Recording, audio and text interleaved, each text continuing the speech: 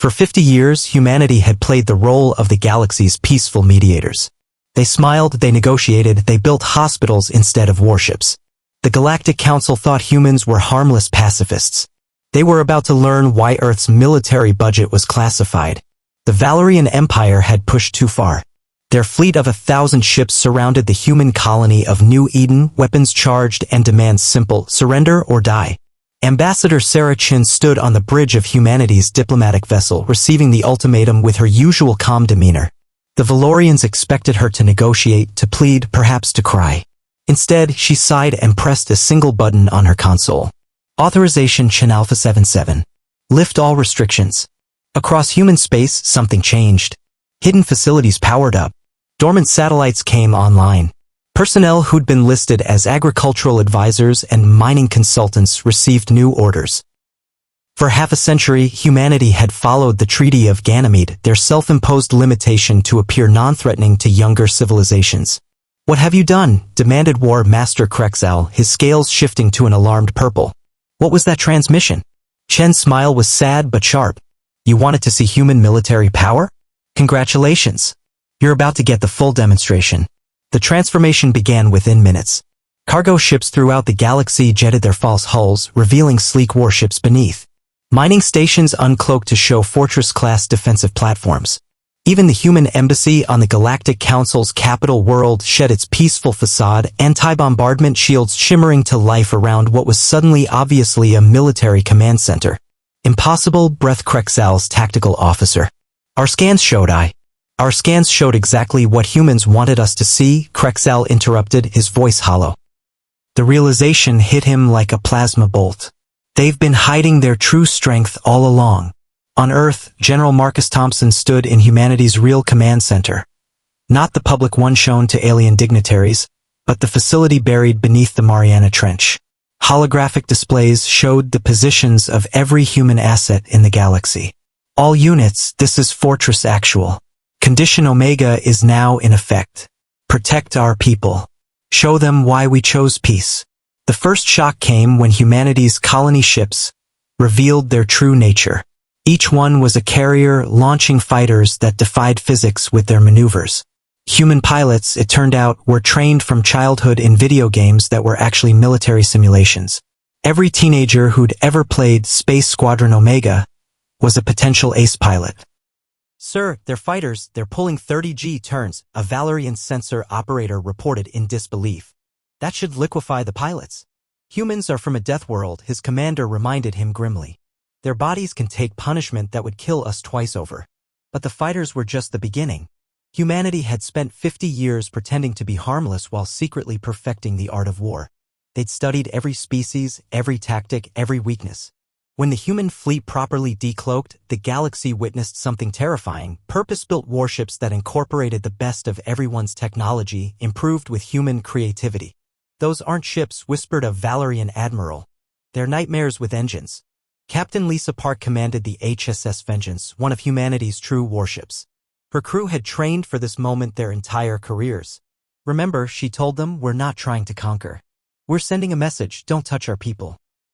The battle, if it could be called that, lasted 17 minutes. Human ships didn't just outgun the Valorians, they outthought them. Cyber warfare specialists who'd honed their skills on Earth's chaotic internet wreaked havoc on Valerian systems. Marines in power armor that looked cobbled together from spare parts turned out to be wearing some of the most advanced combat systems in the galaxy. "Fall back," Krexal ordered, but it was too late.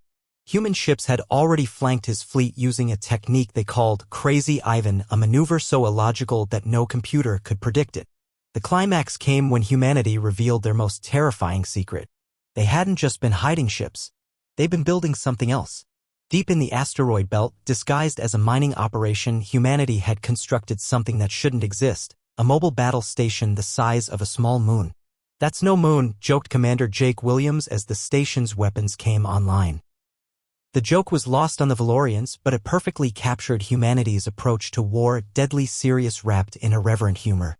The battle station didn't fire. It didn't need to.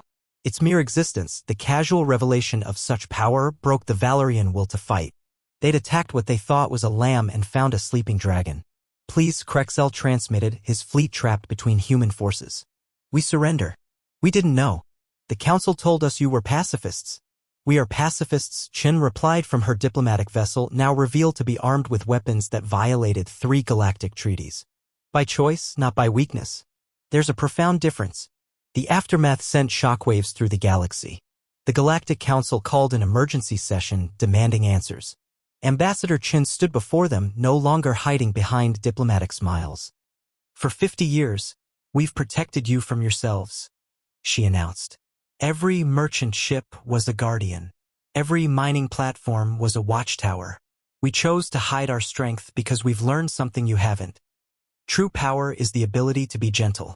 The council members sat in stunned silence as humanity revealed the full scope of their deception. They'd been protecting shipping lanes from pirates, secretly defending younger species from exploitation, all while maintaining the facade of harmlessness. But why? Asked the council's eldest member. Why hide such power? General Thompson appeared via hologram to answer. Because we've seen what happens when military power is flaunted. It breeds fear, arms races, and eventually destruction. We chose a different path. We chose to be strong enough that we didn't need to show our strength. The Valerian Empire, chastened and humbled, agreed to substantial reparations. But humanity's response surprised everyone again. They helped rebuild what the brief battle had destroyed. They shared defensive technologies. They proved that their power came with wisdom. The most dangerous warriors, Chun told the council in her closing statement, are those who choose peace. Remember that before you threaten human colonies again. As the galaxy adjusted to this new reality, one message spread through every species. Humans had played the long game. They'd spent 50 years being underestimated, building not just weapons but the wisdom to know when not to use them. They'd hidden enough firepower to conquer the galaxy while choosing instead to heal it. The Treaty of New Eden, signed in the aftermath, included one telling clause: humanity reserves the right to protect all innocent life, regardless of species. The sheep had revealed themselves as sheepdogs, and the wolves of the galaxy suddenly felt very, very nervous.